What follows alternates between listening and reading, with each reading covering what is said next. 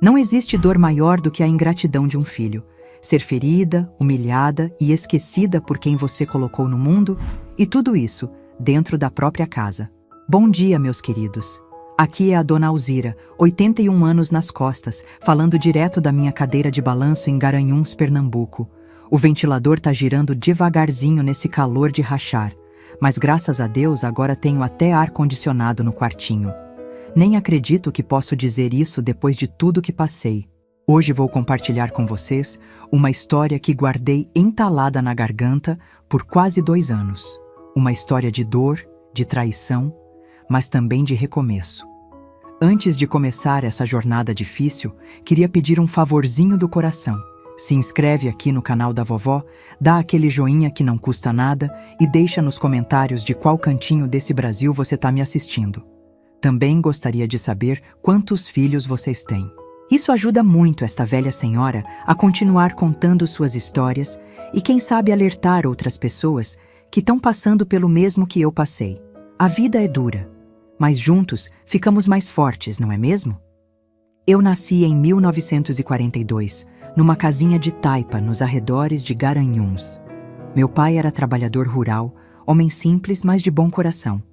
Minha mãe lavava roupa para fora e foi ela quem me ensinou a costurar desde pequenininha. Alzira, com uma agulha e linha na mão, você nunca vai passar fome, ela dizia. E tinha razão. Foi com essas mãos calejadas de tanto costurar que criei meus 3 filhos depois que meu Zé Augusto partiu desse mundo. Mas vamos por partes. Quero que vocês entendam como cheguei até aqui. Comecei como ajudante numa lojinha de consertos, depois fui costurando em casa mesmo. No começo eram só barras de calça, zíperes quebrados, coisas simples. Com o tempo fiquei conhecida na cidade pelas minhas roupas sob medida. Vestidos de noiva então. Acho que vesti metade das noivas de Garanhuns e arredores por mais de 40 anos. Conheci meu Zé quando tinha 19 anos, numa festa de São João. Ele tocava sanfona como ninguém, dedos ligeiros correndo pelo instrumento, tirando aquelas músicas que faziam todo mundo dançar. Bastou um olhar por cima da sanfona dele, um sorriso meio de lado, e pronto, me laçou.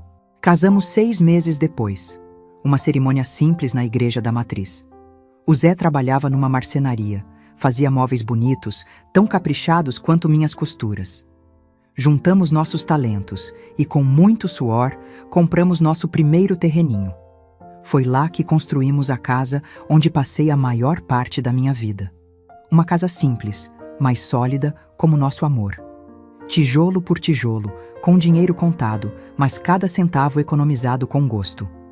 Em 1963, nasceu o Ronaldo, nosso primeiro filho. 2 anos depois veio a Marisa, minha única menina. E em 1970, quando já achávamos que a família estava completa, chegou o caçula, o Júnior. 3 filhos para criar não era brincadeira, mas entre a marcenaria do Zé e minhas costuras, nunca deixamos faltar o essencial. Educação, comida na mesa e muito amor. O tempo foi passando, os filhos crescendo. Ronaldo se formou técnico em contabilidade, arrumou emprego numa empresa grande em Recife. Marisa se casou cedo, foi morar em Maceió com o marido militar. O Júnior sempre foi o mais complicado. Largou os estudos cedo, pulava de emprego em emprego, nunca se fixava em nada. Mas tinha um jeito carinhoso, chamava a gente de paizinho e mãezinha, e a gente relevava as dificuldades dele. Em 2013, meu Zé começou a reclamar de dores no peito. No começo achamos que era só cansaço. Ele já tinha 75 anos afinal. Mas era mais sério. Um infarto fulminante levou meu companheiro de quase 6 décadas numa tarde de domingo, enquanto tirava uma soneca na rede da varanda. Quando fui chamá-lo para o café, ele já tinha partido. Foi rápido, sem sofrimento, como ele sempre dizia que queria ir. Sem dar trabalho. Fiquei sozinha naquela casa cheia de lembranças. Os filhos vinham me visitar, claro. Ronaldo aparecia nas férias com a família. Marisa ligava toda semana. O Júnior, que tinha se casado com a Natália uns anos antes e morava ali mesmo em Garanhuns, passava lá em casa quase todo dia. Mãezinha, precisa de alguma coisa? Tá tomando os remédios direitinho? Perguntava ele. Nos primeiros anos de viuvez, consegui me virar bem. Ainda costurava um pouquinho, mais por prazer que por necessidade. Tinha minha aposentadoriazinha, que não era muito, mas dava para viver com dignidade. Cuidava das minhas plantas, ia à missa todos os domingos, participava do grupo de terceira idade da paróquia. A vida seguia seu curso, com aquela saudade constante do Zé, mas suportável. Foi quando completei 80 anos que as coisas começaram a complicar. Primeiro foi uma queda boba na cozinha. Escorreguei no chão que eu mesma tinha acabado de lavar. Resultado, um braço quebrado.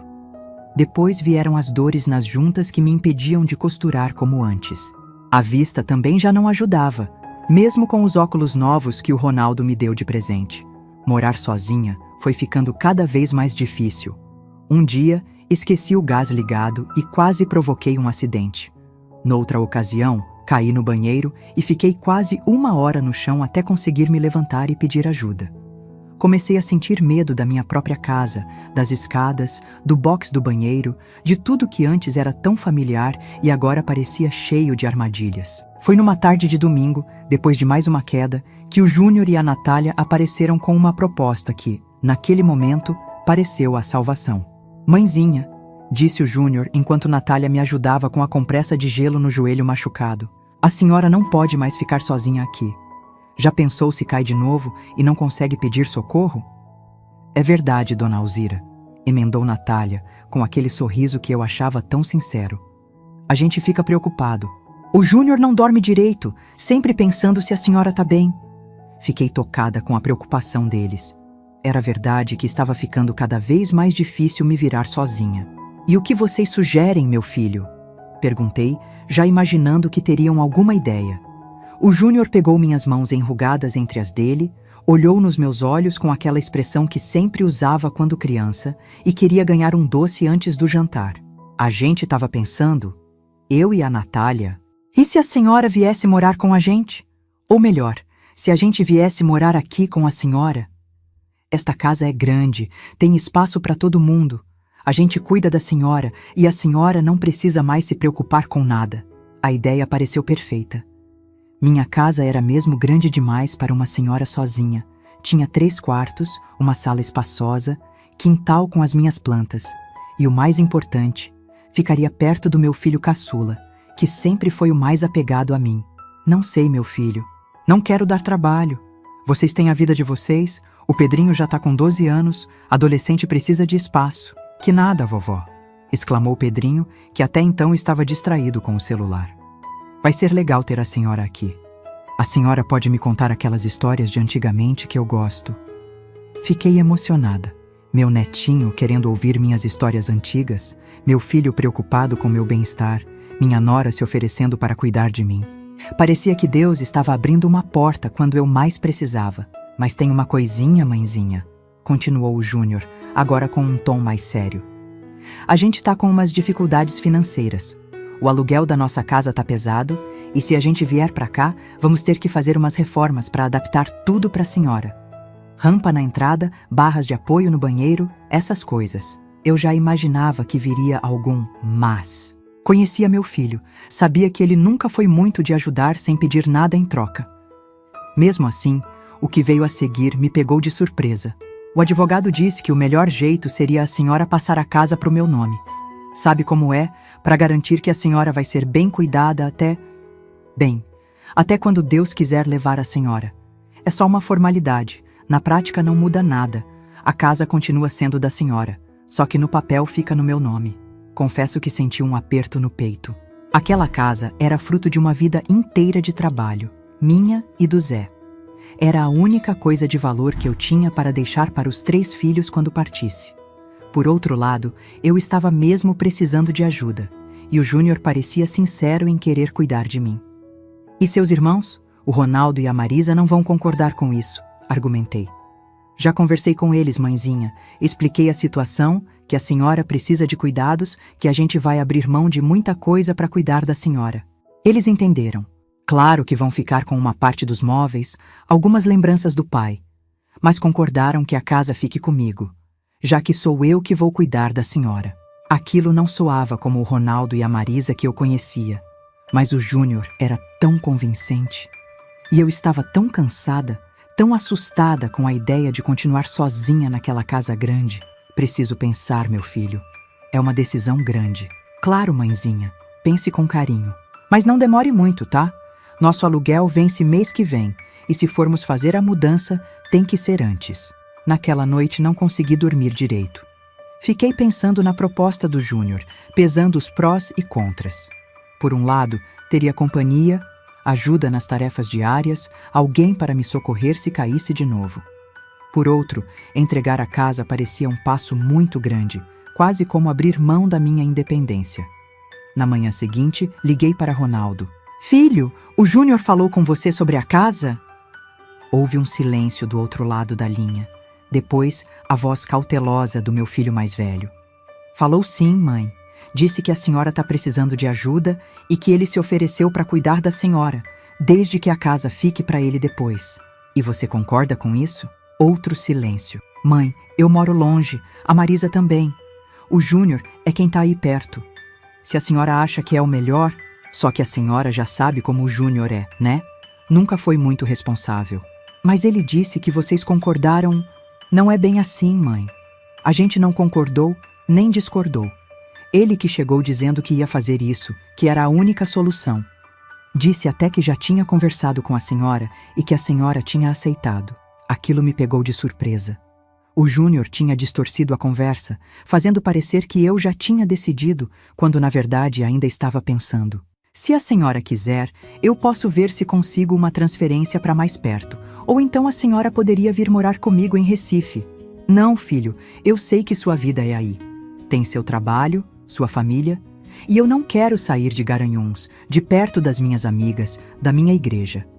Então pelo menos não assina nada sem pensar bem, mãe, e me liga antes de decidir qualquer coisa, tá? A conversa com Ronaldo me deixou ainda mais confusa. Liguei para Marisa, que disse basicamente a mesma coisa. Estava preocupada comigo, não confiava muito no Júnior, mas entendia que eu precisava de ajuda e que ela, morando em outro estado, não poderia fazer muito. Passei a semana refletindo, pesando cada detalhe. Num domingo, após a missa, encontrei com Dona Lourdes, minha amiga de longa data e presidente do grupo de terceira idade. Alzira, pense bem antes de assinar qualquer coisa, ela me aconselhou. Conheço muitas histórias de idosos que passaram a casa para os filhos e depois foram maltratados, jogados num quartinho, tratados como estorvo. O Júnior não faria isso comigo, Lourdes. Ele tem seus defeitos, mas é meu filho. Sei que é, amiga. Só tô dizendo para você não entregar tudo de uma vez. Por que não faz um contrato de usufruto?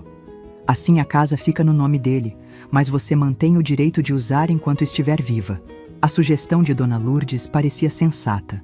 Conversei com um advogado, amigo do meu falecido Zé, que confirmou que essa seria a melhor opção.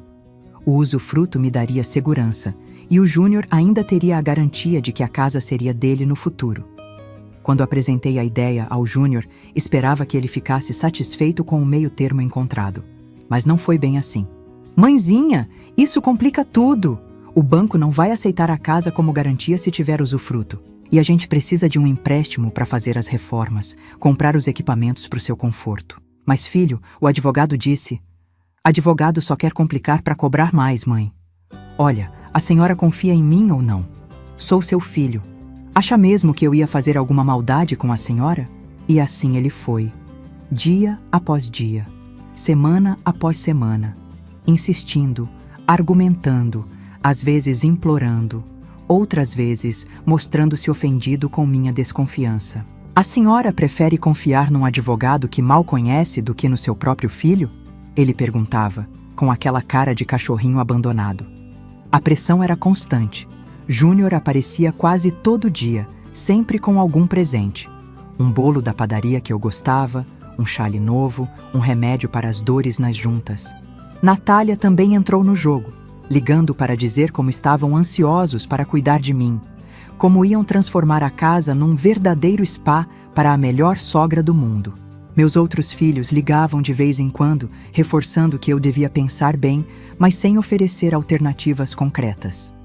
No fundo, acho que eles sentiam um misto de alívio por alguém se dispor a cuidar da mãe idosa e culpa por não poderem ser eles a fazer isso.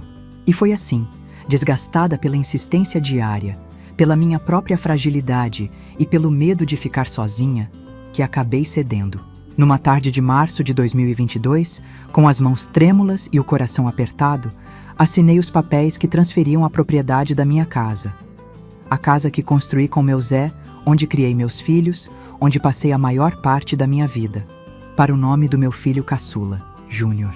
A senhora não vai se arrepender, mãezinha, ele disse, beijando minha testa depois que o tabelião saiu. Vai ver como sua vida vai melhorar. Sem preocupações, sem trabalho, só alegria daqui para frente. Mal sabia eu que aquela assinatura marcava não o início de uma velhice tranquila e amparada, mas o começo do período mais doloroso e humilhante da minha vida. Um inferno que começou com sorrisos e promessas, e logo se revelaria em sua verdadeira face. A mudança começou no dia seguinte à assinatura dos papéis. Lembro como se fosse hoje. Estava na cozinha preparando um bolo de milho, receita antiga da minha mãe, que o Júnior tanto gostava quando era menino. Ouvi barulho de carro, muitas vozes, e quando fui ver o que era, me deparei com um caminhão de mudança na porta. Júnior, Natália e 3 homens carregando móveis para dentro. Mãezinha, chegamos! Surpresa! Júnior gritou ao me ver, com aquele sorriso largo que sempre usava quando criança, após aprontar alguma travessura. Mas, filho, pensei que vocês só viriam na semana que vem. Nem arrumei o quarto de vocês direito. Sem problema, a gente mesmo arruma tudo. O dono do nosso apartamento antecipou o prazo, sabe como é. Mas vai ser bom, assim a senhora já tem companhia. Natália passou por mim com 2 malas grandes, me deu um beijo rápido na bochecha e foi direto para o quarto que tinha sido meu e do Zé por mais de 50 anos. Aquilo me incomodou um pouquinho. Sempre imaginei que eles ficariam no quarto que era do Júnior quando criança, ou no de hóspedes, mas não falei nada. Afinal, eles estavam vindo para me ajudar, não era? Onde a senhora quer ficar, mãezinha? Perguntou Júnior quando já estavam trazendo a cama de casal deles. No meu antigo quarto ou no quartinho lá dos fundos? No meu quarto? Uai, respondi confusa. Onde mais seria? Júnior e Natália trocaram um olhar rápido que não entendi na hora. Mas hoje sei bem o que significava. É que nosso colchão é de casal, mãe. Não cabe no quarto pequeno. E o Pedrinho precisa de um quarto só para ele. Tá naquela idade difícil, sabe como é? Mas, filho, aquele quarto lá de trás é tão abafado, tão longe do banheiro. A gente dá um jeito, mãezinha. Vamos limpar, pintar, deixar uma graça. A senhora vai ver só. Não tive coragem de protestar mais. No fundo, aquela era minha casa, construída com o suor meu e do Zé. Mas no papel, agora pertencia ao Júnior. E como diz o ditado, quem tem o papel, tem o poder. Naquela mesma tarde, vi minhas coisas sendo transferidas para o quartinho dos fundos, um cômodo pequeno que usávamos para guardar tralhas velhas e ferramentas do Zé. Tiraram as caixas empoeiradas, varreram as teias de aranha, e ali jogaram minha cama de solteira e um guarda-roupa antigo. Não tinha janela grande, apenas uma fresta que mal deixava entrar luz. Vai ficar bom assim, dona Alzira, disse Natália, depois de colocar um abajur velho sobre uma mesinha improvisada. Amanhã a gente coloca umas cortinas bonitas. Engoli seco e agradeci. O que mais poderia fazer? Era isso ou ficar sozinha, arriscando cair novamente e não ter ninguém para me acudir. Nos primeiros dias, as coisas pareciam ir relativamente bem, apesar das acomodações não serem o que eu esperava. Júnior e Natália faziam as refeições comigo, perguntavam se eu precisava de alguma coisa, ligavam a televisão para eu assistir às novelas que tanto gostava. O Pedrinho, meu neto, até vinha conversar comigo de vez em quando, perguntando sobre as histórias do tempo antigo, como tinha prometido. Eram momentos preciosos, que eu saboreava como quem come um doce raro e caro. Vovó, conta de novo como era Garanhuns quando não tinha televisão. Ele pedia, sentado na ponta da minha cama, os olhos brilhando de curiosidade. E eu contava, feliz por ter alguém interessado nas minhas memórias, por sentir que ainda tinha valor naquela casa. Mas essa fase boa durou pouco, muito pouco. Foi no final da primeira semana que notei a primeira mudança no tratamento. Estávamos jantando, eu, Júnior, Natália e Pedrinho, quando mencionei que a comida estava um pouco salgada para o meu gosto. A pressão da senhora já não é boa, Natália. Acho que poderia pôr menos sal na comida. Sugeri, da forma mais gentil possível. Natália me olhou como se eu tivesse dito a pior ofensa do mundo. Largou o garfo no prato com força, fazendo um barulho que me assustou. Se não está bom para a senhora, pode fazer sua própria comida, dona Alzira. Ninguém aqui é empregado, não. Fiquei sem reação. Nunca tinha visto minha nora falar daquele jeito. Júnior, que sempre intercedia quando ela estava de mau humor, apenas continuou comendo, como se não tivesse ouvido nada. Desculpe, minha filha. Não quis ofender. A comida está boa, só comentei por causa da minha pressão. Pois então coma e não reclame, cortou ela, levantando-se para buscar mais suco. Aquela noite foi a primeira de muitas em que chorei baixinho no meu quartinho dos fundos, com saudade do meu Zé, da minha vida independente, da minha casa que já não me pertencia. As mudanças foram se acumulando, sutis no começo, depois cada vez mais evidentes. Os bom dia de Natália se tornaram grunhidos. Os abraços do Júnior desapareceram.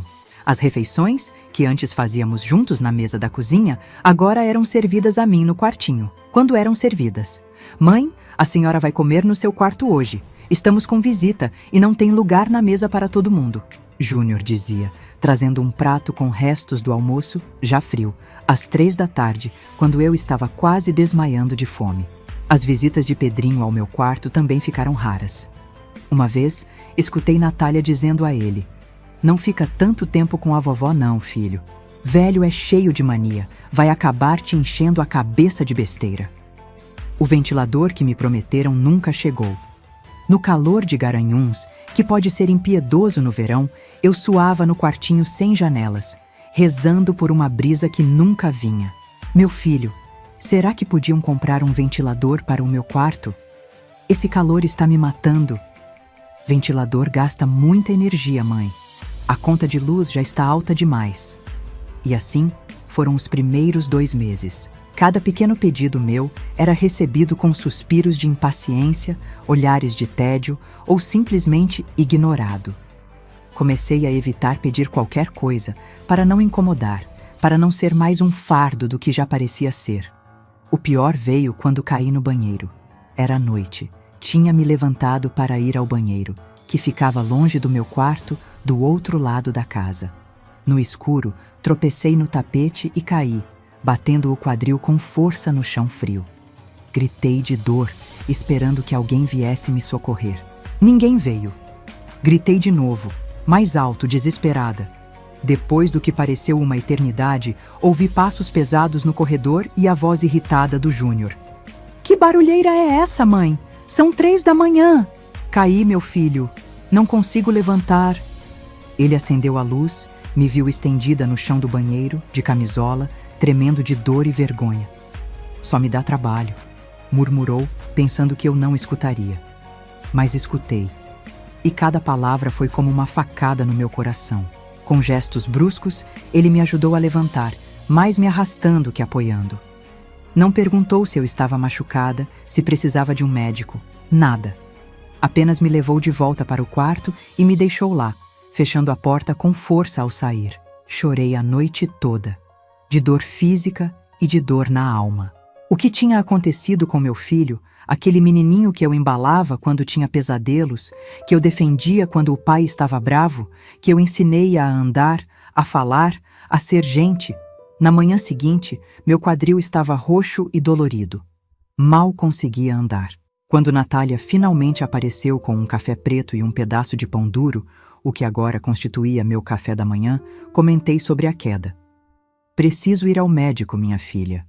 Acho que machuquei o quadril feio na queda." Ela revirou os olhos, como fazia cada vez mais frequentemente quando eu falava. "Dona Alzira, a senhora sabe quanto custa uma consulta hoje em dia? E o Júnior vai ter que faltar no trabalho para levar a senhora. Toma um analgésico e pronto. Mas está doendo muito. Não consigo nem andar direito." Todo velho reclama de dor. É normal da idade. Vou trazer um remédio para a senhora e pronto. O remédio que ela trouxe era apenas um paracetamol comum, que mal aliviou o desconforto. Passei dias me arrastando pelo quarto, tentando não incomodar, tentando não ser o fardo que claramente tinham decidido que eu era. Foi nessa época que comecei a perceber que não tinha mais acesso ao resto da casa. A porta da sala vivia trancada quando tinham visitas.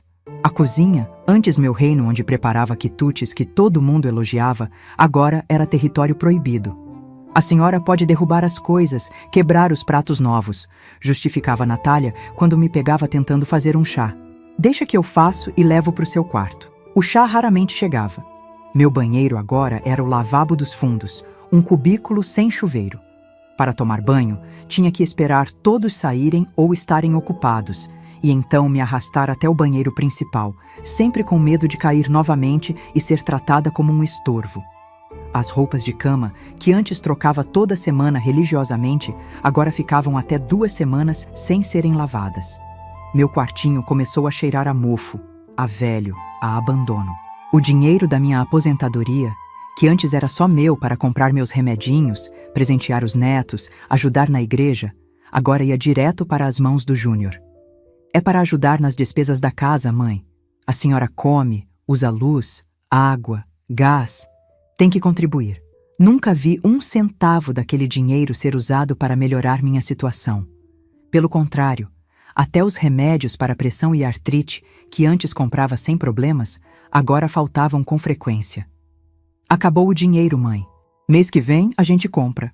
Eu, que nunca tinha ficado sem meus remédios, agora passava dias com a pressão nas alturas, com dores que me impediam de dormir, sem ter a quem recorrer.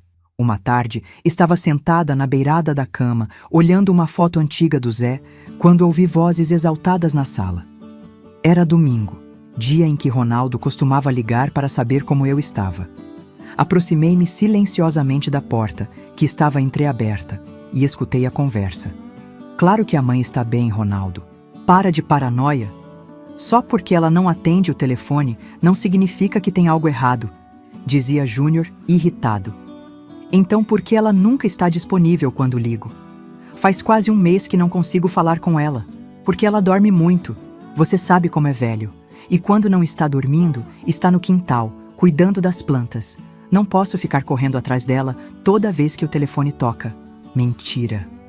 Pura mentira. Eu não tinha mais acesso ao quintal, minhas plantas estavam todas morrendo por falta de cuidado. E quanto ao telefone, nunca mais tinha me deixado atender. Sempre diziam que era engano, ou propaganda, ou que não era importante. Quero falar com ela agora, Júnior, insistia Ronaldo do outro lado da linha. Ela saiu com a Natália, foram na igreja. Ligo para você quando elas voltarem. Outra mentira. Eu estava ali, a poucos metros dele, trancada num quarto sem janelas, sem direito a falar com meu outro filho. Naquela noite, chorei até não ter mais lágrimas. Percebi que estava presa numa armadilha que eu mesma tinha ajudado a montar. Tinha entregado minha casa, minha independência, minha dignidade nas mãos de pessoas que não mereciam minha confiança. Tentei conversar com Júnior no dia seguinte, quando ele apareceu com um prato de comida quase intragável. Arroz empapado e um pedaço de frango tão duro que meus dentes frágeis não conseguiam mastigar. Meu filho, precisamos conversar sobre como as coisas estão acontecendo aqui. Agora não dá, mãe. Estou atrasado para o trabalho. Mas você acabou de chegar do trabalho, filho. Tem um bico à noite. Falamos depois. O depois nunca chegava. Cada tentativa minha de diálogo era cortada, ignorada, adiada para um momento que nunca se concretizava. Numa manhã particularmente fria de junho, acordei com a casa silenciosa. Parecia não haver ninguém. Arrisquei sair do meu quarto, caminhando devagar, com a ajuda da bengala que tinha encontrado entre as tralhas velhas do Zé. A casa estava mesmo vazia.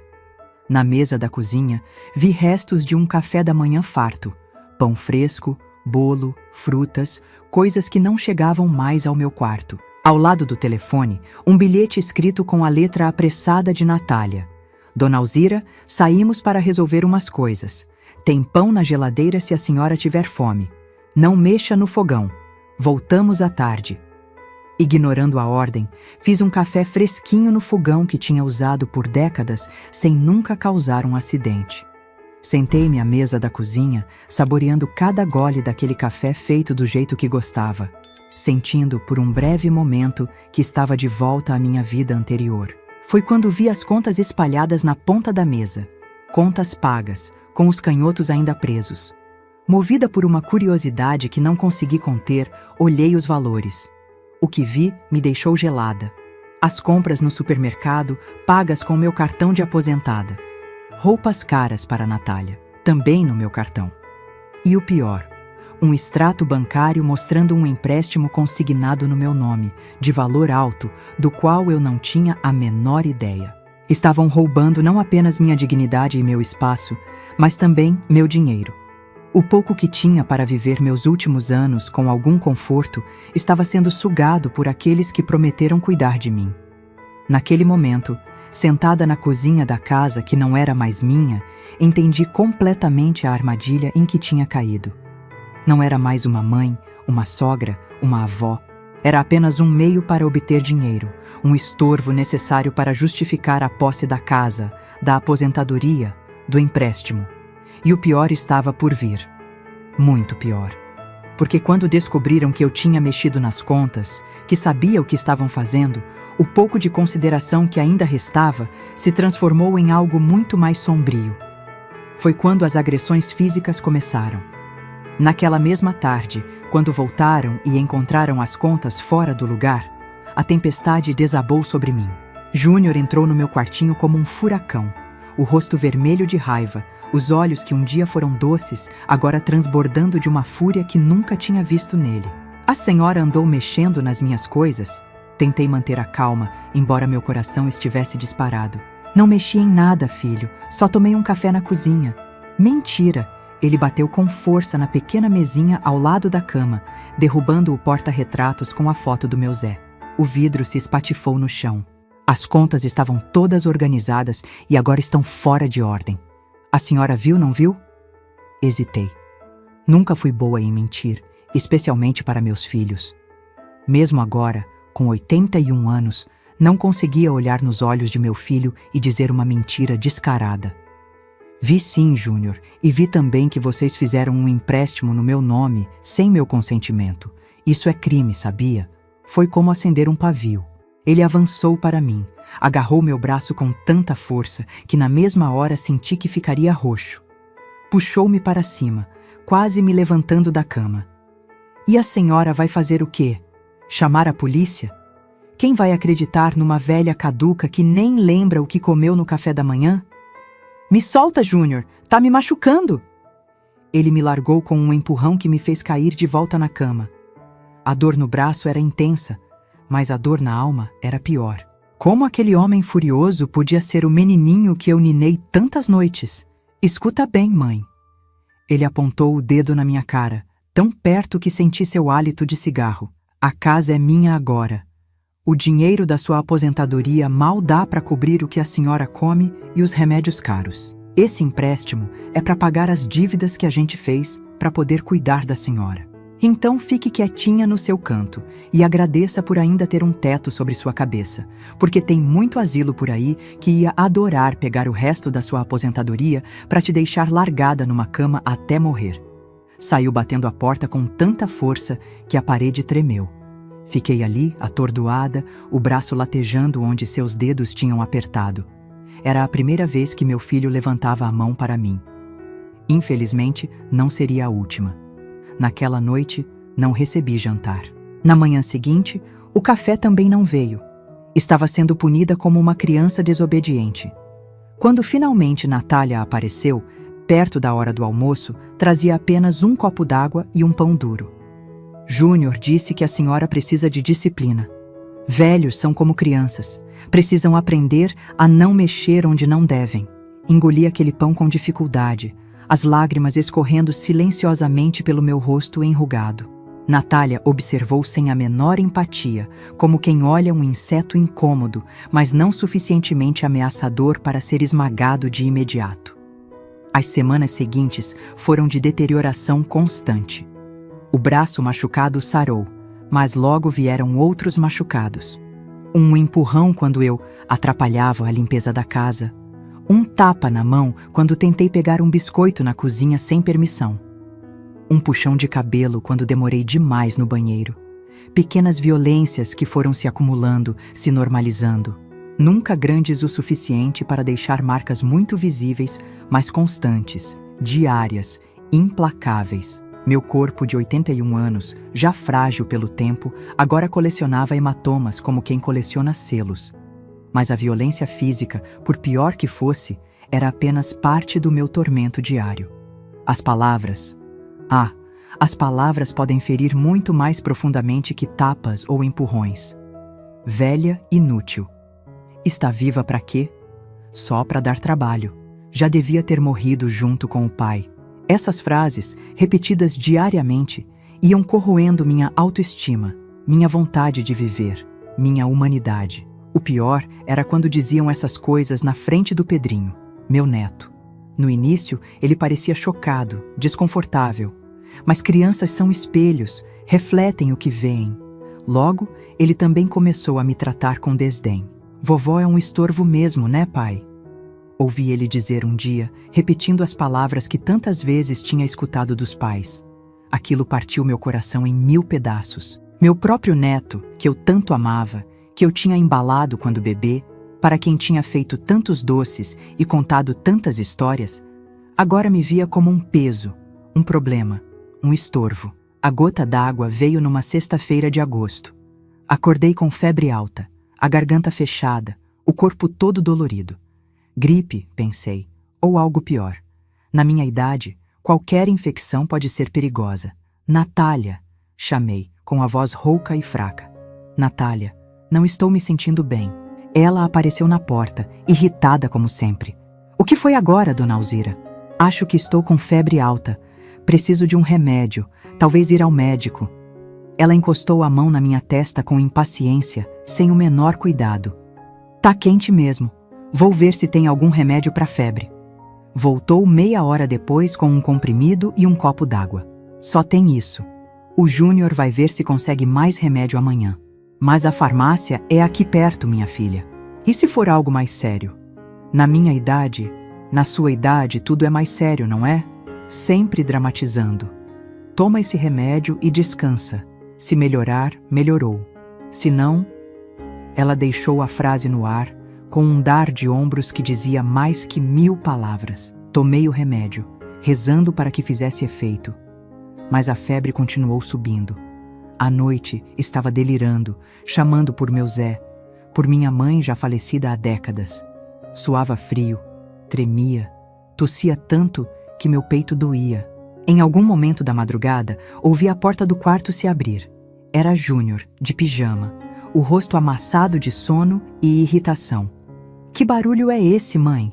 A senhora está acordando todo mundo com essa tosse.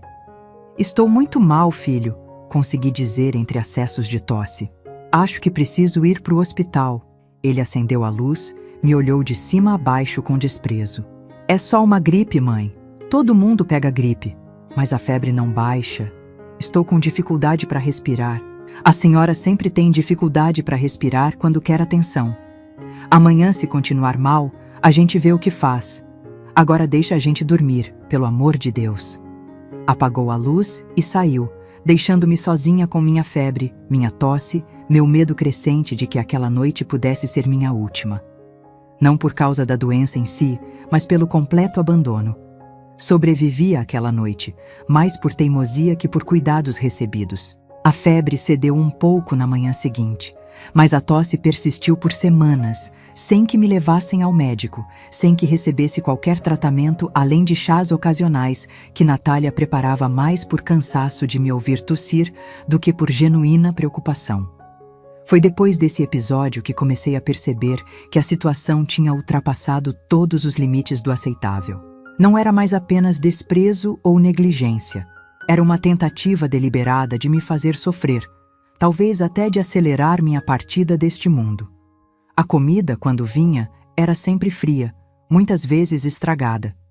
Encontrei pedaços de comida mofada, restos que claramente tinham sido guardados por dias antes de chegarem ao meu prato. Se não quer, não come, era a resposta quando eu reclamava. Tem gente que nem isso tem. Os remédios para a hipertensão, que precisava tomar diariamente, começaram a faltar com frequência. Acabou o dinheiro, diziam, embora eu soubesse que minha aposentadoria, somada ao empréstimo que fizeram em meu nome, deveria ser mais que suficiente para cobrir essa despesa básica. Minha pressão disparou, tive tonturas, desmaios. Numa dessas ocasiões, caí no banheiro e bati a cabeça. O corte sangrou muito, mas nem assim me levaram ao hospital. Natália apenas estancou o sangue com um pano velho, colocou um band-aid e me mandou parar de drama. O acesso ao banheiro também foi ficando cada vez mais restrito. A senhora suja tudo, gasta água demais, reclamava Natália.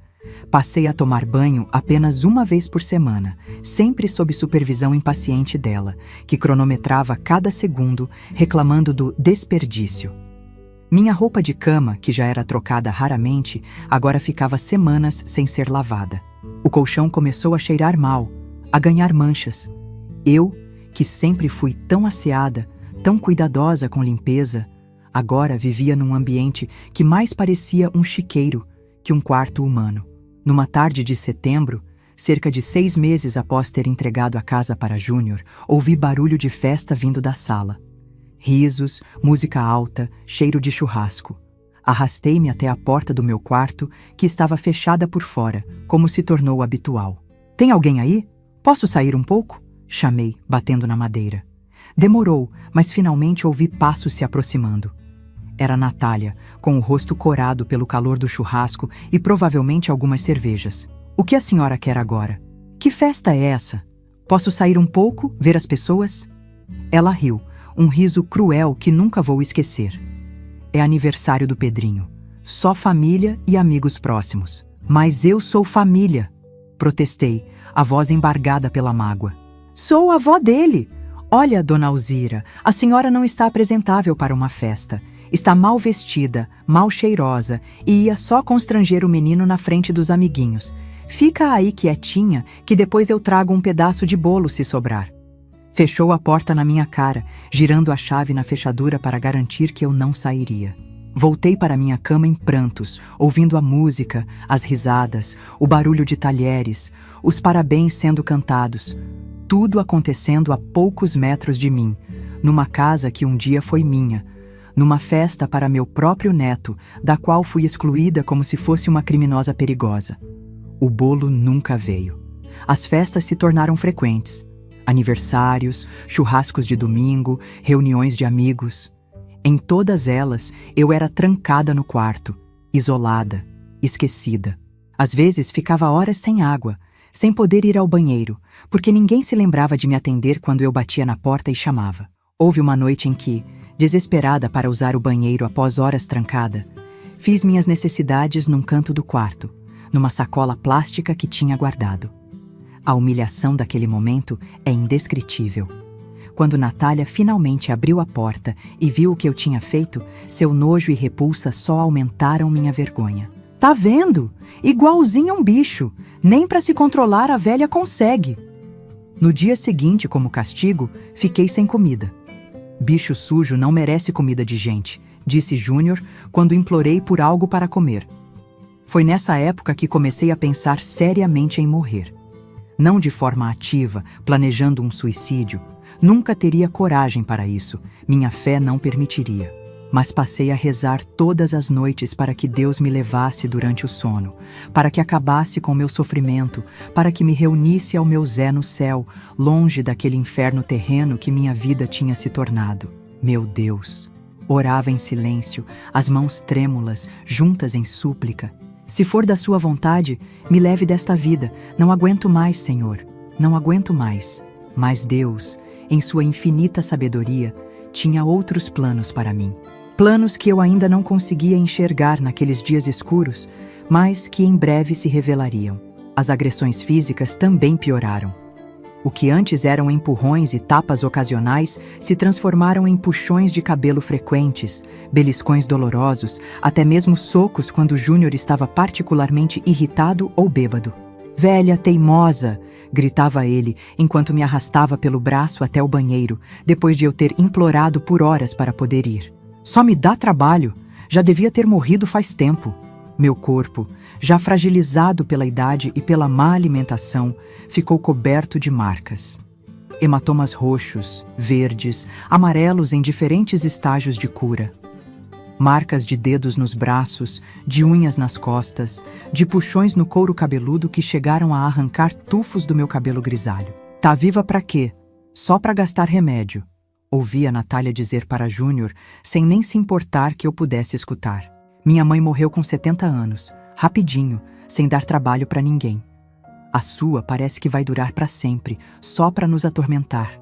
Cada palavra era uma facada no meu coração já tão machucado. Cada insulto diminuía um pouco mais minha humanidade, me transformava cada vez mais naquilo que eles queriam que eu fosse. Um objeto, um fardo, um estorvo a ser tolerado até que a morte finalmente me levasse. No final de 2022, cerca de 9 meses após ter entregado a casa para Júnior, minha situação atingiu um novo nível de degradação. O inverno, mesmo ameno em Garanhuns, trouxe noites frias para as quais eu não estava preparada. Meu cobertor fino, cheio de buracos, mal dava conta de me aquecer. "Estou com frio, meu filho", reclamei numa dessas noites. "Será que poderia me arranjar outro cobertor?" "Frio? A senhora tem é frescura. Tem gente dormindo na rua com menos roupa que a senhora." E assim passei as noites tremendo, os ossos doendo com o frio que parecia penetrar até a medula. Contraí uma pneumonia que, como a gripe anterior, não foi tratada adequadamente. Apenas remédios genéricos para febre, chás de eficácia duvidosa e a esperança, deles, não minha, de que a doença resolvesse o problema de uma vez por todas. Novamente, para desapontamento deles, sobrevivi. Mas a cada dia que passava, ficava mais fraca, mais abatida, mais próxima de me tornar aquilo que eles diziam que eu era. Um vegetal, um corpo sem utilidade ocupando espaço, consumindo recursos, dando trabalho. Foi então que ouvi, pela primeira vez, o plano que selaria meu destino. Ou assim eles pensavam. Era uma noite de janeiro de 2023, quase um ano depois que assinei os papéis da casa. Estava deitada no meu quartinho escuro, fingindo dormir como fazia todas as noites para evitar mais humilhações. Meu estômago roncava. O jantar tinha sido apenas um copo de mingau ralo que mais parecia água suja. Os mosquitos zumbiam ao meu redor, atraídos pela umidade que se acumulava nos cantos do quarto após as chuvas de verão. Ouvi passos no corredor. As vozes de Júnior e Natália, mais baixas que o normal, como se não quisessem ser escutados. Pararam perto da minha porta. "E se a gente internar ela de vez?", sussurrou Natália. "Tem aquele lugar lá depois de Caetés, a 40 quilômetros daqui. Dizem que aceitam idosos por uma mensalidade razoável." "Que lugar é esse?", perguntou Júnior, e notei interesse em sua voz. "Um asilo particular. Uma colega lá do salão contou que deixou a mãe dela lá. Disse que é bem isolado, ninguém fiscaliza direito. Os velhos ficam sedados a maior parte do tempo para não dar trabalho." Meu coração gelou. Conhecia o lugar do qual falavam, mesmo sem nunca ter estado lá. Depósito de velhos era como chamávamos. Uma casa grande, isolada numa estrada de terra, onde famílias despejavam seus idosos indesejados. Rumores circulavam sobre as condições desumanas, sobre idosos amarrados às camas, sobre corpos que desapareciam no meio da noite. Nunca acreditei totalmente nessas histórias, até aquele momento. "E quanto custa?", perguntou Júnior, já calculando valores na cabeça. "Menos que manter ela aqui. E o melhor, eles aceitam receber direto da aposentadoria. A gente nem precisa servir de intermediário. Deixa lá, assinam os papéis e o dinheiro dela vai direto para eles todo mês." "E se ela reclamar? Se contar para alguém o que a gente fez aqui?" Natália deu uma risada baixa, um som que me arrepiou até a alma. "Quem vai acreditar numa velha confusa?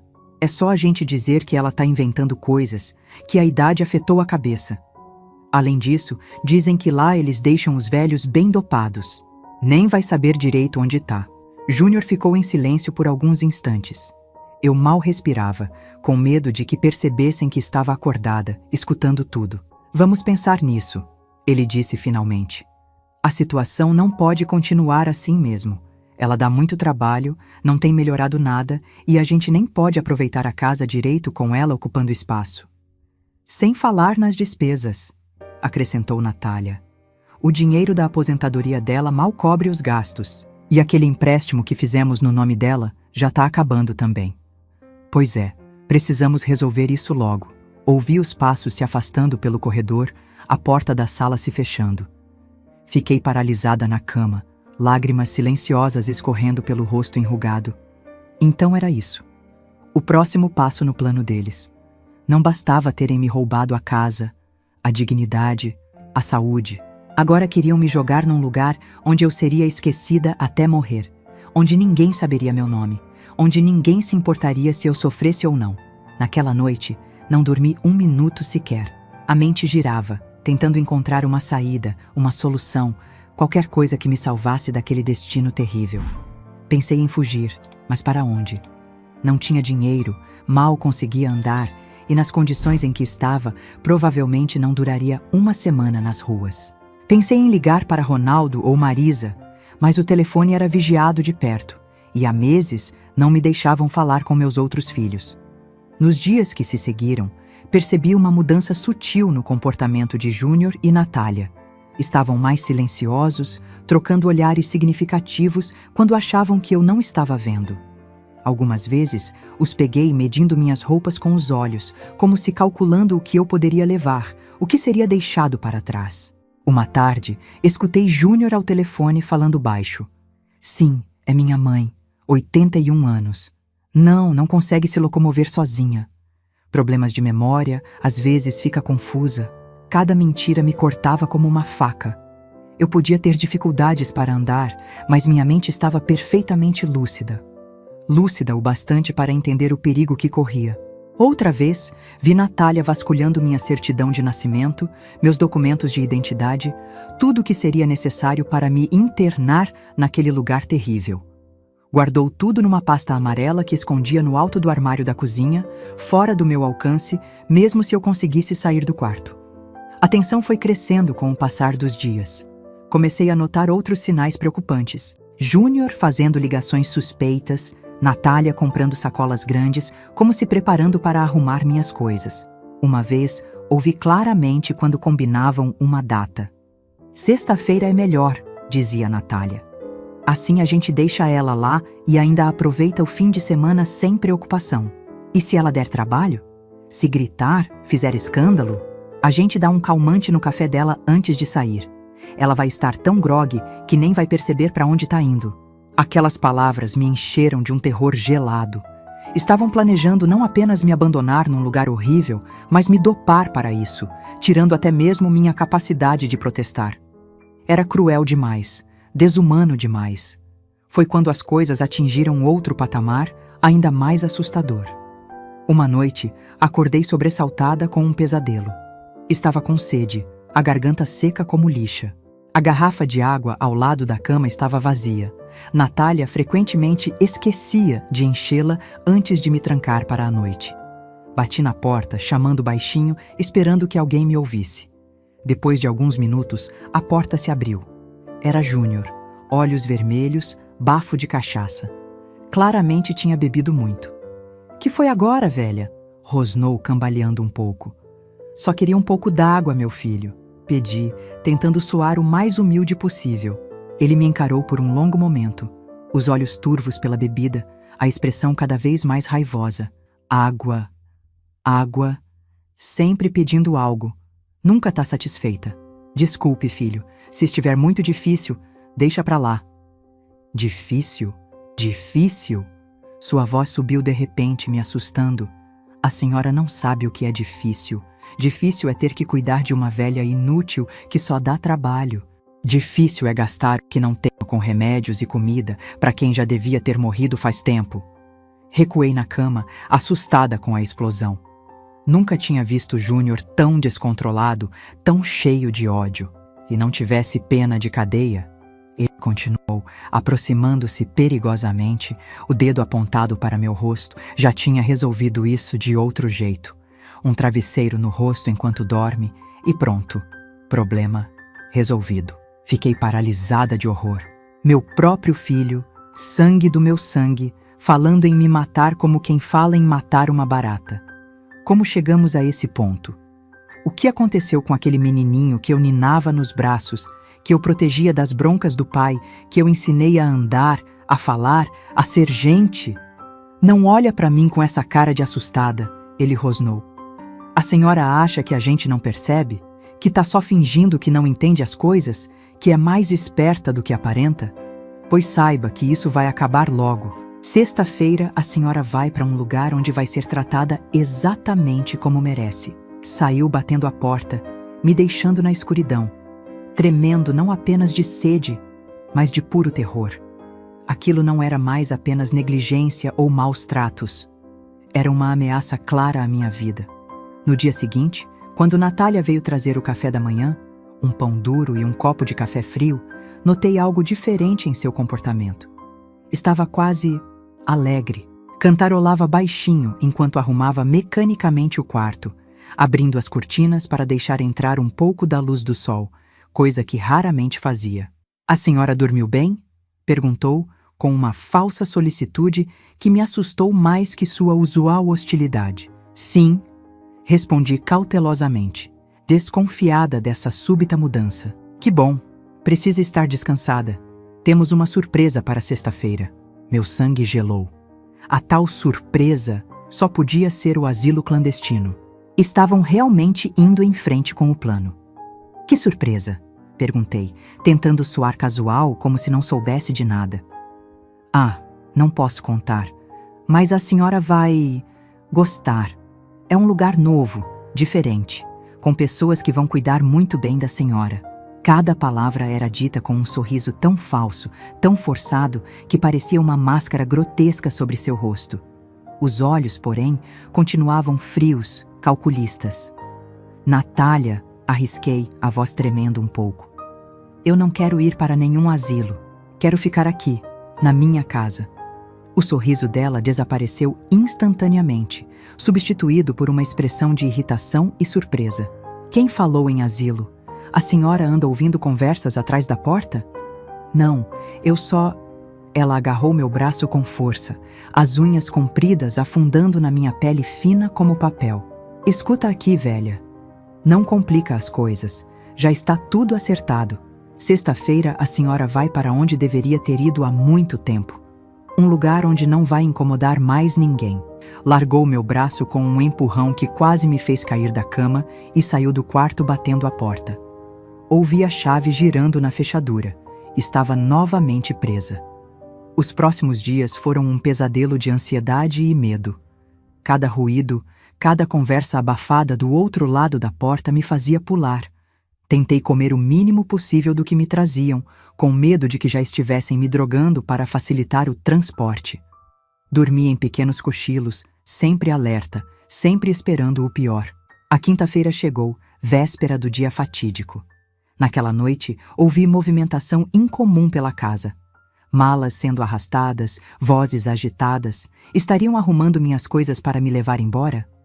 Ou pior, estariam se preparando para o outro jeito que Júnior mencionou na sua explosão de raiva?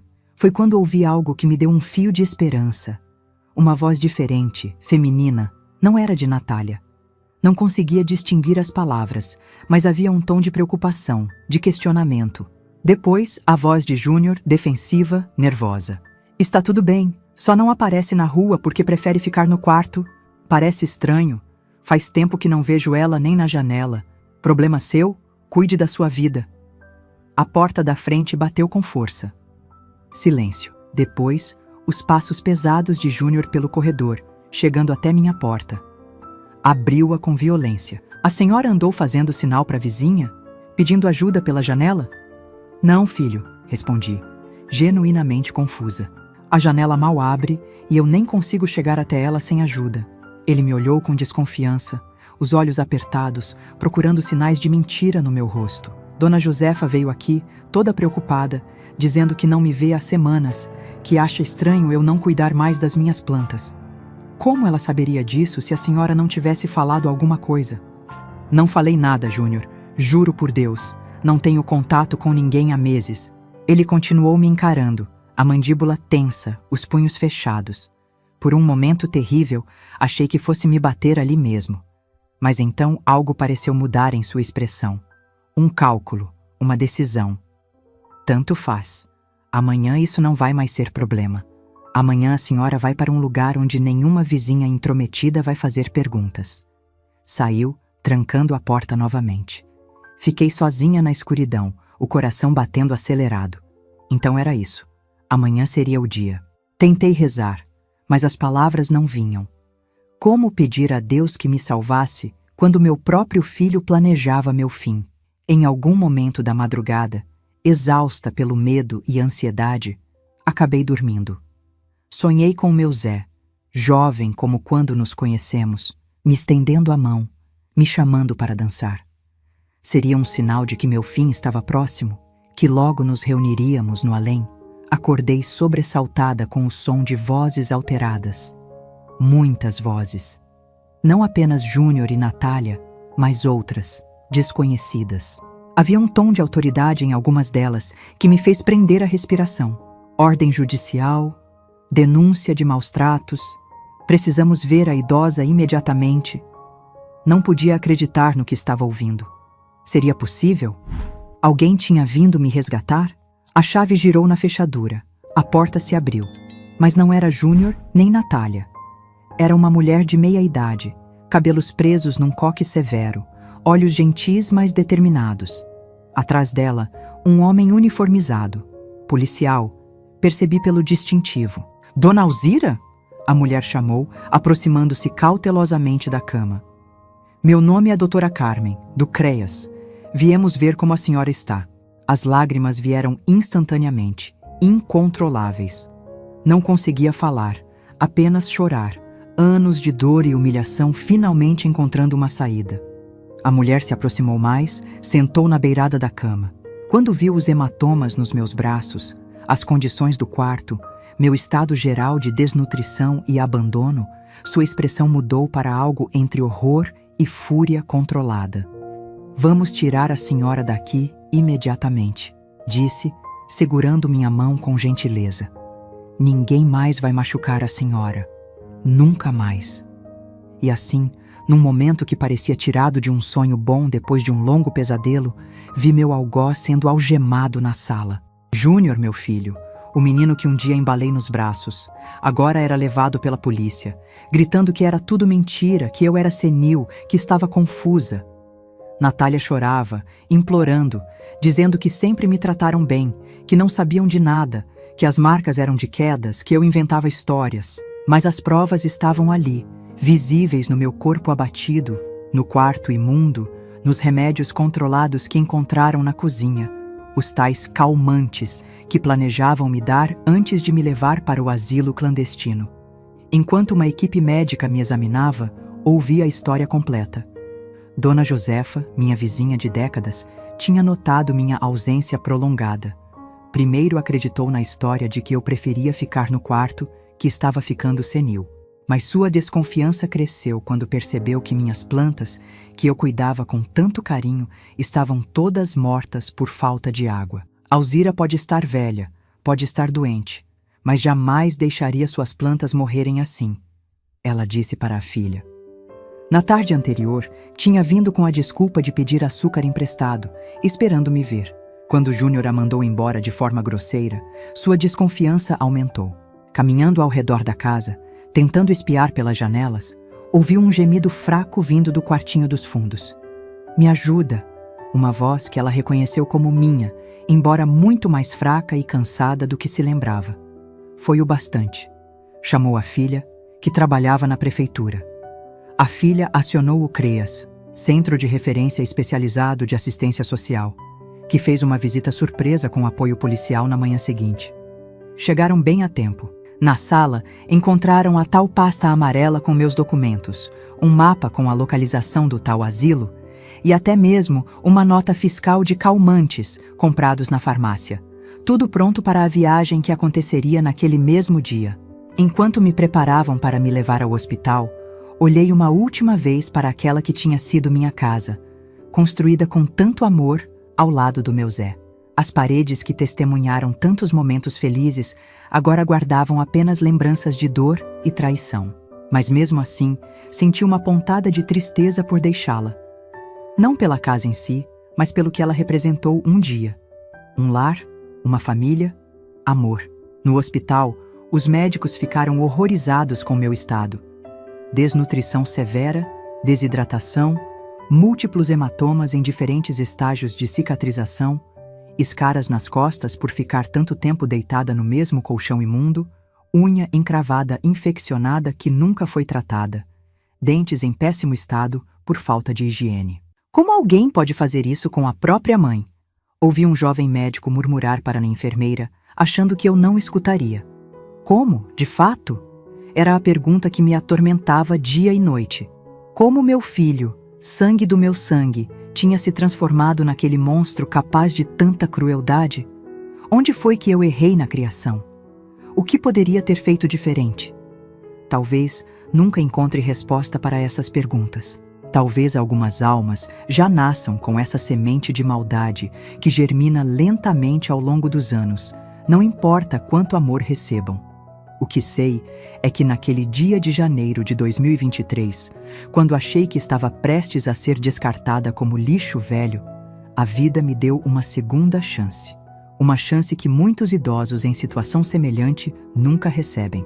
Enquanto a ambulância me levava para o hospital, olhando o céu azul pela primeira vez em meses, fiz uma promessa silenciosa. Se sobrevivesse, usaria o resto dos meus dias para contar minha história, para alertar outros idosos sobre os perigos que podem vir das mãos que deveriam proteger, para ser uma voz para aqueles que, como eu, foram silenciados pelo medo e pela vergonha. E foi assim que, alguns meses depois, já recuperada fisicamente, embora as cicatrizes emocionais talvez nunca sarem completamente, comecei este canal. Para contar não apenas minha história, mas as histórias de tantos outros idosos que enfrentam o abandono, o desprezo, a violência, muitas vezes dentro das próprias famílias, pelas mãos daqueles que juraram amor eterno. Porque o inferno, meus queridos, não é um lugar depois da morte. O inferno pode ser um quartinho escuro nos fundos da casa que um dia foi sua, com uma porta trancada por fora e um filho do outro lado planejando se livrar de você. Fiquei internada no hospital de Garanhuns por quase 3 semanas. Meu corpo, frágil como papel de seda, precisava muito mais que remédios e soro. Precisava recuperar a humanidade que tinha sido arrancada de mim durante aquele ano terrível. Os primeiros dias foram os mais difíceis. Toda vez que alguém de jaleco entrava no quarto, eu me encolhia na cama, esperando gritos, empurrões, insultos. O barulho da porta se abrindo me fazia tremer. Vai demorar um pouco para ela se sentir segura novamente, ouvi uma psicóloga explicar para a equipe médica. O trauma não foi apenas físico. Aos poucos, como uma plantinha ressequida que finalmente recebe água, fui revivendo. Lembro do primeiro banho completo, dado por enfermeiras de mãos gentis que lavaram meus cabelos com shampoo cheiroso, cortaram minhas unhas, passaram creme na minha pele ressecada. Chorei como criança quando me olhei no espelho depois. Há quanto tempo não me via? Aquela senhora magra demais, de olhar assustado, parecia uma estranha. Dona Alzira, a senhora tem visita, anunciou a enfermeira, numa tarde quente de fevereiro. Meu coração disparou de medo. Seria Júnior? Teria ele conseguido se livrar da prisão? Estava vindo terminar o que começou? Mas quem entrou no quarto foi uma senhora negra de rosto bondoso, cabelos grisalhos bem arrumados num coque, vestido florido impecavelmente passado. Dona Josefa, minha vizinha de décadas, aquela que percebeu meu desaparecimento, que ouviu meu pedido fraco de socorro, que salvou minha vida. Alzirinha, ela exclamou, os olhos marejados ao me ver naquela cama de hospital. Graças a Deus a senhora está bem. Estendeu as mãos enrugadas para segurar as minhas, e naquele toque simples senti mais carinho genuíno que em todo o ano anterior. Não consegui conter as lágrimas. Obrigada. Foi tudo que consegui dizer, a voz embargada. Obrigada por me salvar. Ela se sentou na beirada da cama, segurando minhas mãos como se fossem algo precioso. Fiz o que qualquer cristão faria, Alzirinha. Não podia deixar aquela situação continuar. Aos poucos, entre lágrimas e pausas para recuperar a compostura, Dona Josefa me contou tudo. Como tinha notado meu sumiço gradual da vida da vizinhança, como primeiro acreditou nas desculpas de Júnior de que eu estava ficando senil e preferindo ficar reclusa. Mas aí vi suas roseiras morrendo e aquilo não bateu, explicou ela.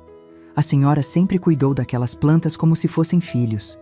Não fazia sentido deixá-las morrer, mesmo doente. Começou então a observar a casa mais atentamente. Notou que as cortinas do meu antigo quarto estavam sempre abertas, a cama arrumada como se ninguém dormisse lá. Viu Júnior e Natália saindo para festas, churrascos no quintal, vida normal, mas nunca me viu com eles. Certa vez levei um bolo para a senhora, continuou Dona Josefa. Natália pegou, agradeceu, disse que a senhora estava dormindo, mas viu uma sombra se movendo naquele quartinho dos fundos, onde guardavam tralhas velhas. Achei muito estranho. A desconfiança foi crescendo, as plantas morrendo, a música alta nos fins de semana, as risadas durante as festas, e nunca nem sinal da dona da casa. Quando parei de ver até mesmo a sombra no quartinho, fiquei realmente preocupada, disse ela, apertando minhas mãos nas suas. Pensei, ou a Alzira morreu e eles estão escondendo, ou tem algo muito errado acontecendo ali. Foi quando ela decidiu agir, com aquela desculpa do açúcar emprestado. Quando Júnior a despachou grosseiramente na porta, sem nem deixá-la entrar, sua certeza aumentou. Deu a volta na casa, tentando espiar pelas janelas, foi quando ouviu meu pedido fraco de ajuda. Reconheci sua voz na hora, mesmo tão fraquinha. Corri para casa e liguei para minha filha que trabalha na assistência social. Ela que mobilizou tudo. O CREAS, o Conselho do Idoso, a polícia. Descobri então que o resgate tinha sido muito mais planejado do que imaginei naquele momento de confusão. Não foi apenas uma visita surpresa, foi uma operação coordenada, com base numa denúncia formal de maus-tratos a idoso. Dona Josefa e sua filha tinham registrado tudo. As datas em que não me viram, as festas onde era notavelmente ausente, as mudanças na casa, os barulhos estranhos à noite, meu pedido de socorro através da janela. Sua voz salvou a senhora, disse Dona Josefa sorrindo entre lágrimas. Se não tivesse pedido ajuda naquele momento, talvez... Não precisou completar a frase. Ambas sabíamos o que teria acontecido. Em vez de estar ali, naquela cama de hospital recebendo cuidados, eu estaria num asilo clandestino, dopada, abandonada, esperando a morte chegar como uma libertação. E, meu filho? Perguntei finalmente a pergunta que tanto temia fazer. O rosto de Dona Josefa se fechou um pouco. Está preso, Alzirinha. Ele e a esposa. As provas são contundentes demais para negarem. Encontraram tudo. Os remédios para dopar a senhora, os documentos falsos que prepararam, até um mapa para aquele lugar horrível onde iam deixar a senhora. Fechei os olhos, tentando absorver aquela informação. Meu filho na cadeia. Por tentar me abandonar, por me maltratar, por quase me matar aos poucos. Uma parte de mim sentia uma dor profunda. Afinal, era meu filho, sangue do meu sangue. Outra parte sentia um alívio culpado. Ele não poderia mais me machucar. E Pedrinho? Perguntei, lembrando do meu neto, que tinha sido envenenado pela mesma crueldade dos pais. Está com a irmã de Natália, por enquanto. Dizem que vão avaliar se ele pode ficar com ela permanentemente ou se precisará ir para outro parente. Outro golpe. Meu neto, crescendo sem os pais, marcado para sempre por essa história terrível. Mais uma vítima da ganância, da crueldade, da desumanidade que tinha tomado conta da família que um dia amei tanto. Nos dias que se seguiram à visita de Dona Josefa, outras pessoas começaram a aparecer. Assistentes sociais, promotores, oficiais de justiça. Todos querendo ouvir minha história, colher meu depoimento, entender como tudo aquilo tinha acontecido bem debaixo dos narizes da vizinhança, da sociedade, das autoridades. Contei tudo, sem omitir nada. Os empurrões, os insultos, a comida estragada, os remédios negados, as noites trancada num quarto imundo. Cada palavra parecia arrancar um pedaço da minha alma, mas sabia que precisava falar. Não apenas por justiça para mim, mas para que outros idosos não passassem pelo mesmo inferno. Foi durante uma dessas entrevistas que recebi a notícia que mudaria novamente o rumo da minha vida. Dona Alzira, disse a promotora, uma mulher de meia idade com olhos gentis por trás dos óculos de armação colorida. Conseguimos contato com seus outros filhos. Meu coração disparou. Ronaldo, Marisa. Há quanto tempo não os via? Não falava com eles. Desde antes de toda essa tragédia começar. Júnior sempre dizia que tinham ligado quando eu estava dormindo, ou que estavam ocupados demais para falar comigo. Mais mentiras, é claro. Eles estão vindo para Garanhuns, continuou a promotora. Estavam desesperados, achando que a senhora não queria mais contato com eles. Júnior disse que a senhora estava com raiva, que não queria atender os telefonemas, que tinha pedido para ser deixada em paz. Mais lágrimas que pareciam nunca acabar. Quantos danos aquele homem tinha causado? Quantas relações tinha destruído com suas mentiras? 2 dias depois, a porta do quarto se abriu e lá estavam eles. Ronaldo, meu primogênito, agora com cabelos grisalhos nas têmporas, o rosto marcado por rugas de preocupação. E Marisa, minha única filha, que tinha herdado os olhos do pai, agora vermelhos de tanto chorar. "Mãe!" exclamaram quase em uníssono, correndo para me abraçar. O abraço doeu nos meus ossos frágeis, nas minhas costas ainda marcadas por escaras, mas foi uma dor bem-vinda. Era o abraço do amor verdadeiro, do carinho genuíno, da família que eu achei que tinha perdido. Entre lágrimas e soluços, eles me contaram sua versão da história. Como Júnior foi gradualmente cortando o contato, dizendo que eu estava com demência, confusa, que às vezes nem reconhecia mais os próprios filhos. Como inventou histórias de que eu não queria mais vê-los, que tinha dito coisas horríveis sobre eles. "Chegamos a pensar em vir de surpresa", disse Ronaldo, segurando minha mão. Mas ele dizia que isso pioraria seu estado, que o médico tinha recomendado evitar emoções fortes. Acreditamos nele, mãe.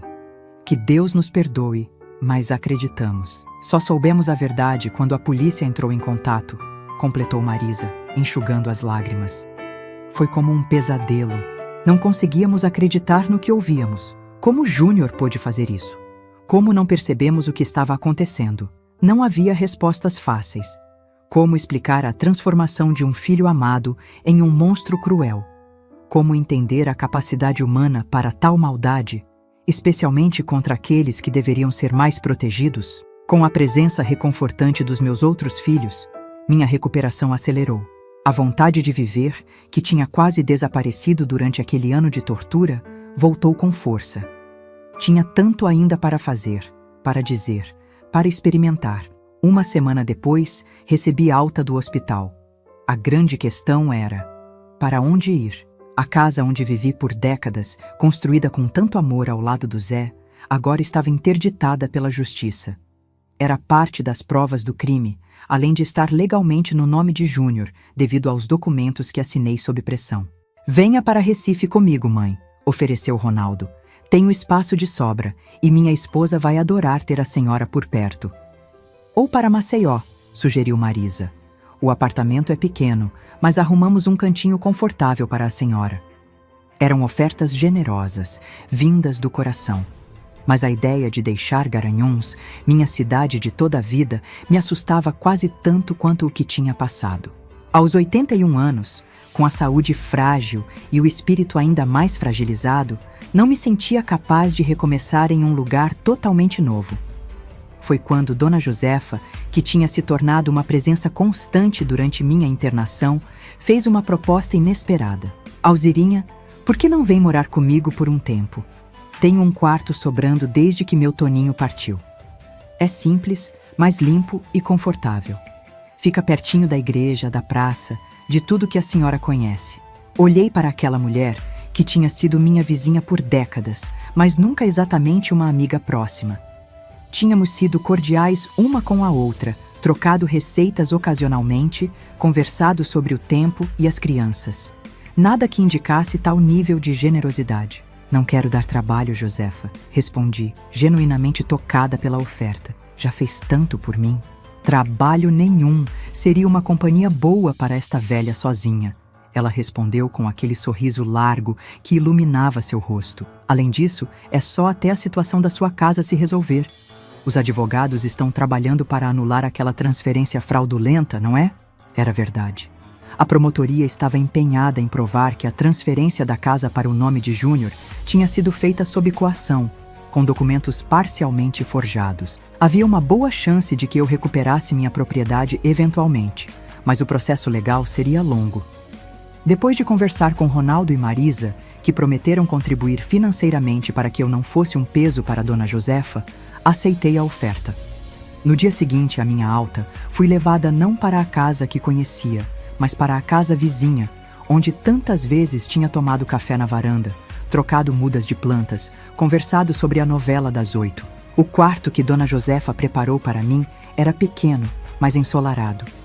Uma cama com colchão firme, lençóis cheirando a amaciante, cortinas floridas, um pequeno vaso com rosas frescas na mesinha de cabeceira. Tudo simples, mas limpo, acolhedor, preparado com carinho genuíno. Espero que se sinta em casa, Alzirinha, ela disse, ajudando-me a guardar as poucas roupas que meus filhos tinham conseguido comprar às pressas, já que todas as minhas pertences estavam na casa interditada. Já me sinto, respondi, segurando sua mão com gratidão. Mais em casa do que me senti no último ano. Os primeiros dias na casa de Dona Josefa foram de adaptação. Meu corpo ainda estava fraco, precisando de ajuda para tarefas simples como tomar banho ou vestir-me. Mas que diferença fazia receber essa ajuda de mãos gentis, que pediam licença antes de tocar, que respeitavam minha privacidade, que nunca demonstravam impaciência. Dona Josefa se revelou uma anfitriã excepcional e uma amiga ainda melhor. Paciente quando eu acordava no meio da noite gritando por causa dos pesadelos, compreensiva quando eu tinha crises de choro aparentemente sem motivo, firme quando eu recusava comida por medo irracional de que estivesse envenenada, sequelas do trauma que vivenciei. O corpo sara mais rápido que a alma, ela dizia com a sabedoria simples de quem já viveu muito. Mas tudo passa, Alzirinha, até a dor mais funda. Aos poucos, fui reaprendendo a confiar, a viver sem medo constante, a aceitar carinho, sem esperar que se transformasse em violência. Foi um processo lento, com altos e baixos, avanços e recuos. Mas cada pequeno progresso era celebrado como uma grande vitória. A primeira vez que consegui tomar banho sozinha, mesmo que demorando o dobro do tempo normal. A primeira noite sem pesadelos. O primeiro sorriso espontâneo, provocado por uma piada boba que Dona Josefa contou durante o café da manhã. A primeira vez que saí para a rua sem sentir pânico, apenas para sentar na pracinha em frente à igreja e sentir o sol no rosto. Pequenos passos em direção à recuperação não apenas física, mas emocional e espiritual. Ronaldo e Marisa, mesmo à distância, foram presentes da forma que podiam. Ligavam diariamente. Vinham visitar nos fins de semana quando possível. Garantiam que não me faltasse nada, desde remédios até pequenos mimos como um chale novo ou um livro de palavras cruzadas para exercitar a mente. Foi Ronaldo quem sugeriu, cerca de 2 meses após minha saída do hospital, que eu começasse a registrar minha experiência. A história da mãe pode ajudar outras pessoas, sabe? Ele disse durante uma visita.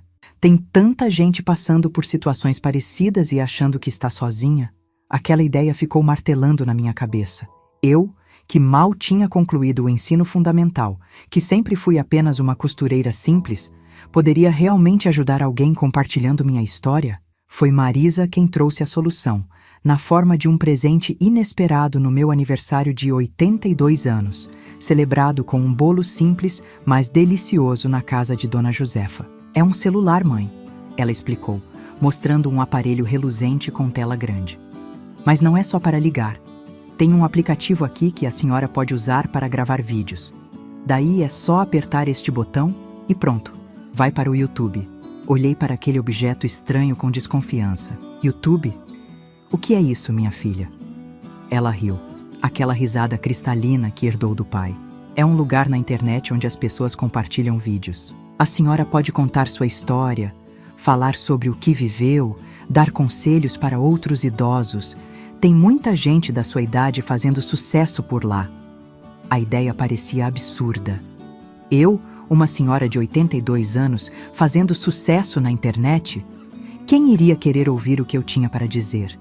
Mas algo dentro de mim se agitou com aquela possibilidade. A chance de transformar toda aquela dor em algo positivo, de usar minha experiência terrível para talvez salvar outros idosos de destino semelhante. E como funciona isso? Perguntei, finalmente, rendendo-me à curiosidade. Nas semanas seguintes, com a paciência infinita de Marisa durante suas visitas e depois por videochamadas, fui aprendendo a usar aquele aparelho misterioso. Como gravar, como editar de forma simples, como publicar. No início, era tudo muito confuso.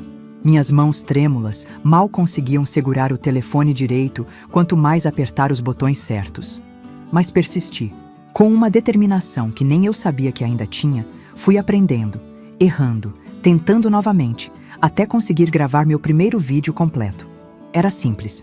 Apenas eu, sentada na cadeira de balanço na varanda de Dona Josefa, contando brevemente quem eu era e anunciando que começaria a compartilhar minha história em partes.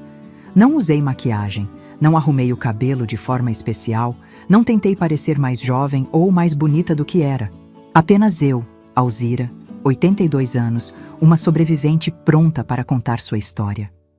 Marisa publicou o vídeo por mim, já que essa parte ainda me confundia. Pronto, mãe. Agora é só esperar para ver se alguém se interessa. Não esperava muito. Talvez alguns vizinhos curiosos, alguns conhecidos da igreja, no máximo, outros idosos de Garanhuns que tivessem acesso à internet através dos filhos ou netos. Mas algo inesperado aconteceu. O vídeo começou a ser compartilhado.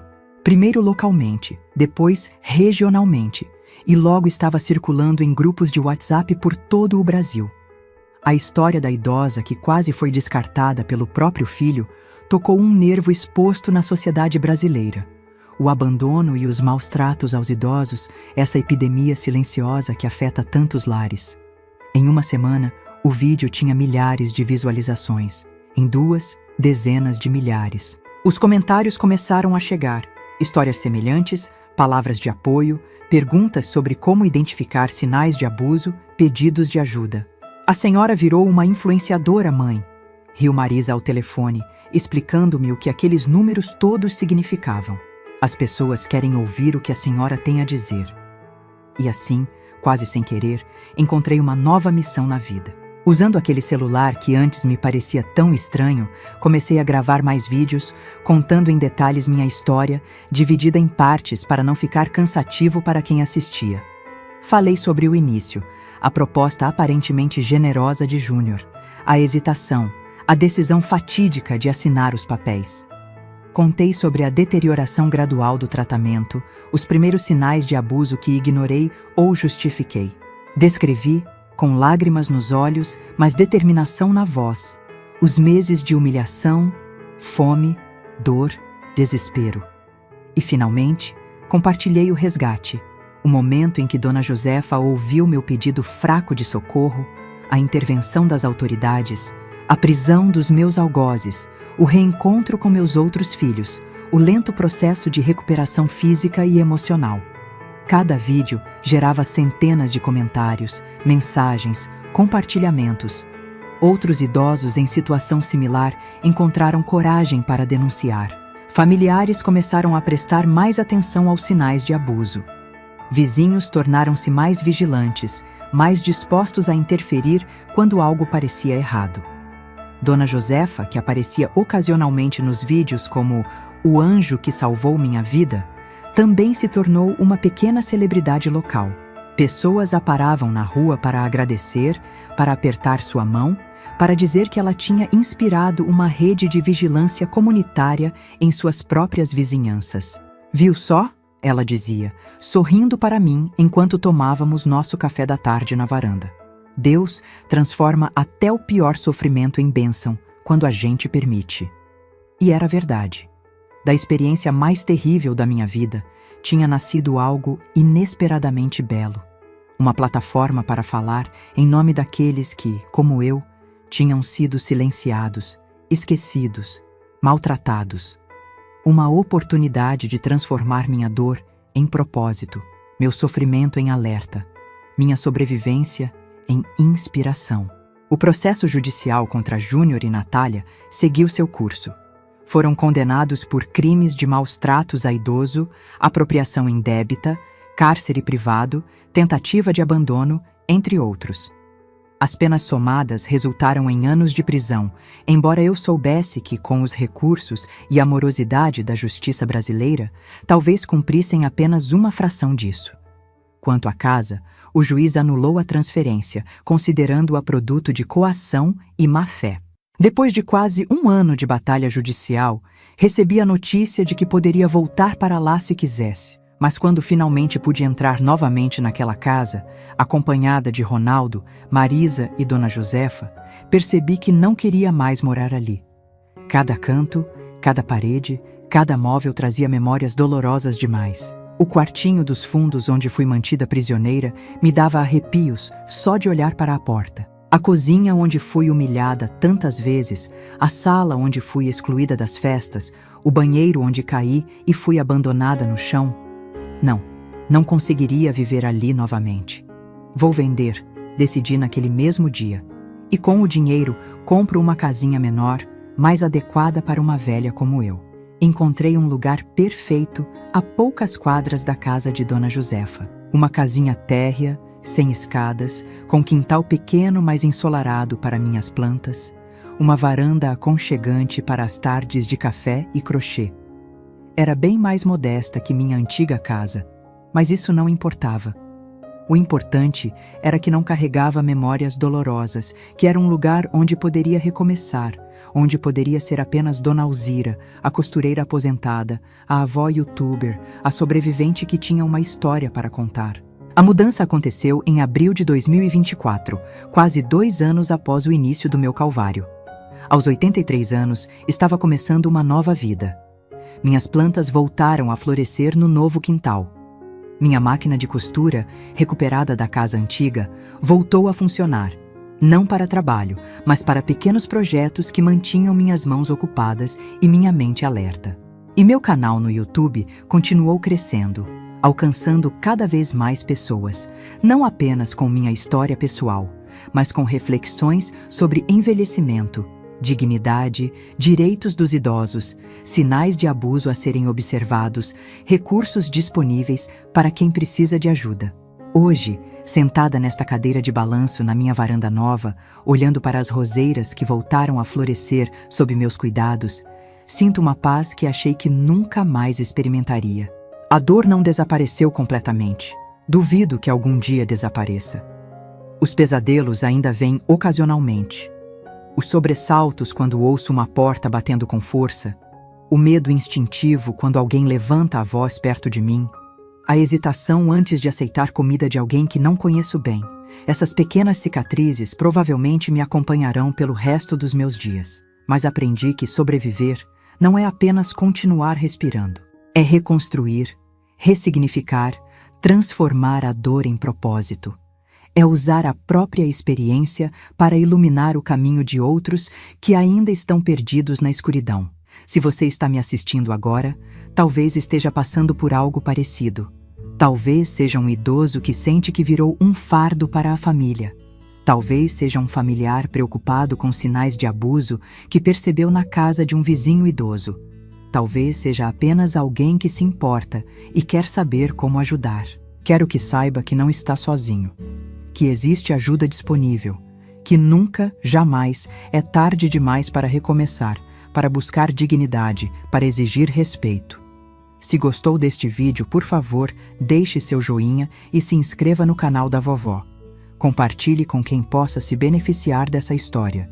E não se esqueça de entrar no nosso grupo de WhatsApp. O link está na descrição do vídeo. Lá compartilhamos todos os dias histórias reais de outras vovós que, como eu, enfrentaram tempestades na vida e encontraram força para seguir em frente. É uma comunidade linda de apoio mútuo, onde ninguém julga ninguém, onde todas as dores são acolhidas e todas as vitórias são celebradas juntas. Porque, meus queridos, a velhice não deveria ser um período de medo, abandono ou desprezo. Deveria ser um tempo de colheita, de sabedoria compartilhada, de amor recebido e retribuído.